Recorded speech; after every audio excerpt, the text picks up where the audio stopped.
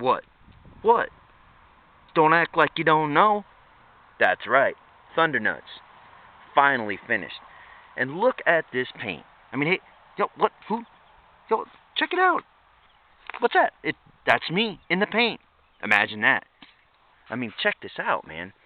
You got the double layer flames with overlapping, intertwining flame licks, okay? You've got the metal texturing, like I showed you in the other videos, and the texturing shows through the red anodized, and the red anodized pinstriping that I have bordering the flames was inspired by the warrior tag with this red anodized border, okay? So that's what inspired me to go with the red around the flames, okay? And as you walk around the bike, okay, I don't know if you can see it in the video or not, but as you walk around, the anodized, all of the metal texturing that shows through the red anodized and the actual metal texturing that you see through the clear coat, okay, it shimmers in the light. Because it's scotch brighted, you have all these fine lines in the metal. What you get is a shimmering effect. It's almost kind of like a rainbow, like glistening, like a jewel, man. I mean, it's sweet, you know. And I'll tell you, the most time-consuming part about the paint job wasn't the metal prep, wasn't the base, wasn't the masking. Okay, it was the final clear coat sanding stage. Okay, the part where it's a two-stage process for me.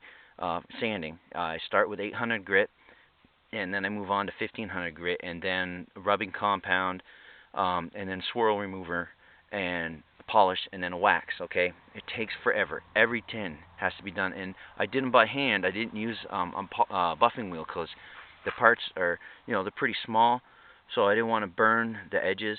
You know what I mean? And risk taking off the paint around the edges. So I did it all by hand. And it took forever, but look at this. I mean, check it out. I mean, what's up? Look, who's that? There I am again. Check out the paint. I mean, you can read a paper in the reflection if you knew how to read backwards, man. You know what I'm saying? So, this is how it came out. And I mean, I can't be happier. I mean, look at this. It's awesome. So some of the other modifications that I did, you saw in the video, the 3-inch fender chop. I mean, look at this sexy ass end. I mean, look at that. The tire, it looks taller, it looks fatter, because there's less fender covering it. And the fact that I lowered it, I did the F&G, the flip and grind, lowered the ass end about 1.5 inches. And, with the fender chop, it just makes the rear of the bike look, fatter, tougher. Samson ground pounders. I relocated the passenger pegs so my daughter would fit on there a little better. A lot of hand polishing. I mean, the Cheney case, cam cover, and you know what? On the other side, same thing. Saved myself a lot of money. Hand polished the clutch cover, the alternator cover. I even, this is the stock part right here. This is not something I bought chrome. I sanded the black paint off and I polished that thing down with a polishing wheel. I mean, look at it. It just makes the bike go pow. You know what I'm saying?